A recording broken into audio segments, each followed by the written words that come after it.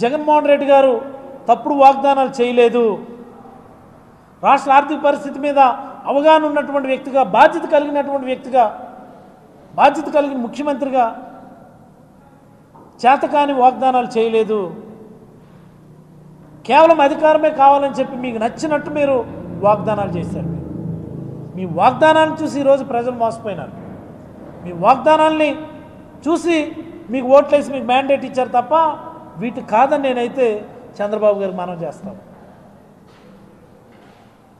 జగన్మోహన్ రెడ్డి గారి మీద నమ్మకంతోనే 2023 డిసెంబర్ నాటికి ఈ రాష్ట్రంలో ఉన్నటువంటి ప్రతి అక్క చెల్లెమ్మ కూడా, ప్రతి డ్వాక్రా అక్క చెల్లెమ్మ కూడా 10 లక్షలకు తక్కువ కాకుండా ప్రతి గ్రూప్ కూడా ఆన్ అండ్ యావరేజ్ రాష్ట్రం మొత్తం 1,50,000 కోట్లు అప్పులు తెచ్చుకున్నారు కేవలం జగన్మోహన్ రెడ్డి గారి మీద నమ్మకంతో.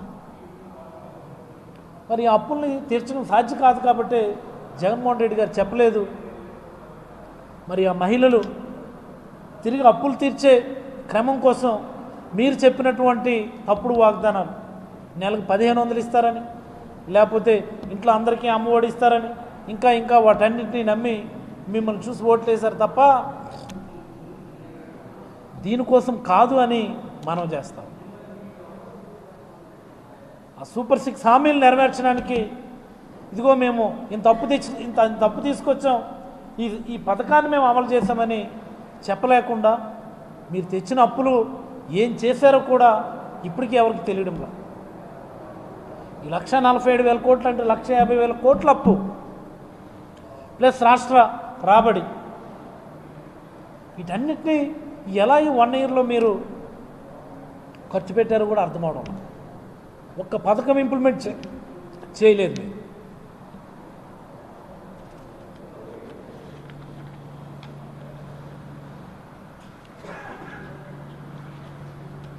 ఈ అమరావతికి మరొక ముఖ్యమైనటువంటి ఒక మాట చెప్పాలి. ప్రపంచ బ్యాంకు అప్పు ఇచ్చే ముందే చెప్పింది ఇది ముంపుకు గురయ్యే ప్రాంతం, ఇది ఇక్కడ ఎందుకు ఇంత నిర్మాణాలు చేస్తున్నారని. గతంలో ఐఐటి చెన్నై వాళ్ళు కూడా రిపోర్ట్ ఇచ్చారు, ముంపుకు గురయ్యే ప్రాంతం ఇది అని. నిర్మాణాల కాస్ట్ పెరుగుతుందని చెప్పినారు. ఇంత కాస్ట్ పెంచి ఎందుకు ఇక్కడ నిర్మాణాలు చేస్తున్నారని చెప్తే వాటి ఏం లెక్క చేయటం లేదు. అసలు ముంపు నివారణ కోసమని ఓ 4 లిఫ్ట్ ఇరిగేషన్ స్కీమ్లు టేకప్ చేస్తూ ఉన్నారు. దానికి 1,400 కోట్లు ఖర్చు పెడతారు. ఒక 6 చిన్న రిజర్వాయర్లు నిర్మిస్తూ ఉన్నారు 1,400 కోట్లు ఖర్చు పెట్టి. మా ఉత్తరాంధ్రలో ఏదైనా ప్రాజెక్ట్ టేకప్ చేయడానికి అడిగితే గల్లా పెట్టి ఖాళీ. కేవలం ముంపు నివారణ కోసమని ఓ 1,400-1,500 కోట్లు ఖర్చు పెడతా ఉన్నారు. ఏంటి అన్యాయం ఇది? ఏంటి అన్యాయం ఇది? నిన్న మొన్న చూశాను క్యాబినెట్లో వైజాగ్లో ఒక సంస్థకి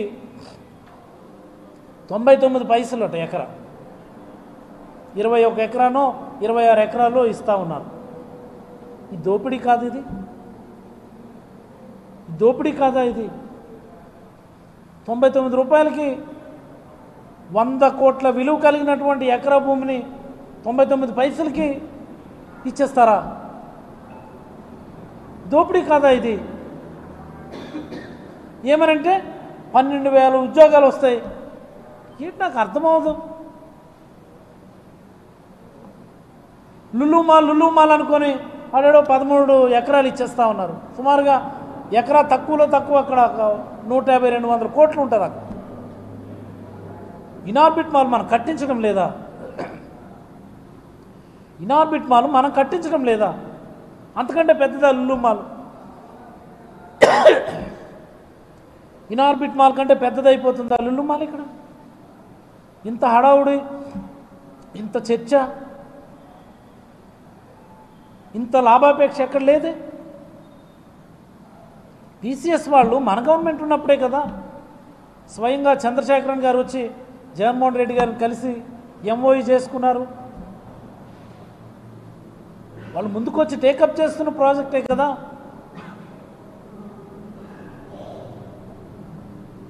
ఏంటి అన్యాయం ఇది? ఏంటి దౌర్భాగ్యం? ఎటు వెళ్ళిపోతున్నాం? ఈ రాష్ట్రంలో ఉన్న ప్రతి యువకుడు, విద్యావంతుడు, మేధావులందరూ కూడా గమనించాలని, ఆలోచించాలని, నోరు తెరిచి మాట్లాడాలని చంద్రబాబు గారు వాళ్ళ టీం, వాళ్ళ ముఠా మొత్తం చేస్తున్నటువంటి అమరావతి పేరిట జరుగుతున్నటువంటి ఈ దోపిడీని ప్రతి ఒక్కరు కూడా తీవ్రంగా ఖండించాలని నేనైతే మనస్ఫూర్తిగా కోరుకుంటూ సెలవు తీసుకుంటాను.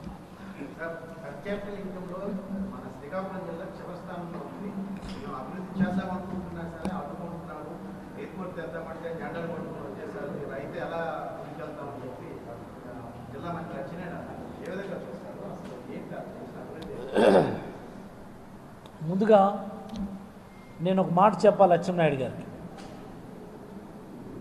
అచ్చెన్నాయుడు గారు సుమారుగా ఓ 2-3 దశాబ్దాలుగా ఆయన రాజకీయాల్లో ఉన్నారు. ఆయన ఎమ్మెల్యేగా ఓ 2-3 సార్లు పనిచేసినారు, మంత్రిగా 2 సార్లు పనిచేశారు. మరి అలాగే అచ్చెన్నాయుడు గారి సోదరుడు క్రీస్తేషులు ఎర్రంనాయుడు గారు, ఆయన ఒక 3-4 దశాబ్దాలుగా రాజకీయాల్లో కొనసాగారు. కేంద్ర మంత్రిగా కూడా ఆయన పనిచేశారు. మరి ఇప్పుడు ఆయన తనయుడు రామ్మోహన్ నాయుడు గారు ఇప్పుడు కేంద్ర మంత్రిగా ఉన్నారు. అంటే 3 దశాబ్దాల 4 దశాబ్దాల కాలం జిల్లాను రాజకీయం చేసి, మీరు జిల్లాలో పెద్దరికం చేసి, ఈరోజు శ్రీకాకుళం జిల్లా పెర్ క్యాపిటా ఇన్కంలో రాష్ట్రంలోనే అట్టడుగు స్థాయిలో ఉంది అని మీ నాయకుడు చంద్రబాబు నాయుడు గారు చెప్పారు. అంటే మీ 3-4 దశాబ్దాల రాజకీయ కాలంలో ఈ రాష్ట్రానికి మీరు చేసింది 0 అని, ఈ జిల్లాకి 0 అని ముందుగా మనం గమనించాలి. ఇది నేను ఖచ్చితంగా చాలా స్టబన్గా నేను చెప్తా ఉన్నాను. రాజశేఖర రెడ్డి గారి హయాంలో, అప్పటి కాంగ్రెస్ ప్రభుత్వ హయాంలో మేజర్ ప్రోగ్రామ్స్ అన్నీ కూడా ఇక్కడ ఇంప్లిమెంట్ అయ్యాయి. వంశధార స్టేజ్ 2 ఫేజ్ 2 కావచ్చు, ఓ మెడికల్ కాలేజ్ కావచ్చు, ఓ యూనివర్సిటీ కావచ్చు, ఓ రోడ్ల విస్తరణ, ఇంకోటి ఎనీథింగ్ ఆ టైంలో అయినటువంటిది. అంతకుముందు పూర్వకాలంలో అప్పుడు చేసినటువంటి, మరి మీ 4 దశాబ్దాల రాజకీయ కాలంలో మీరు చేసింది ఏంటో మీరు చెప్పాలా. మరి అలాగే మొన్న మాకు వచ్చినటువంటి 5 ఏళ్ల కాలం మేము ప్రజలను ఒప్పించి, ప్రభుత్వం మీద భారం తగ్గించి, ఎక్కడ ఎలాంటి అన్రెస్ట్ లేకుండా బ్రహ్మాండమైనటువంటి పోర్టు, మూలపేట పోర్టు ఇంప్లిమెంట్ చేస్తాం, గ్రౌండ్ చేయించాం మేము. మరి మేము గ్రౌండ్ చేయించగలగాలేంది, మీరెందుకు ఏ ప్రాజెక్ట్ కూడా గ్రౌండ్ చేయలేకపోతా ఉన్నారు?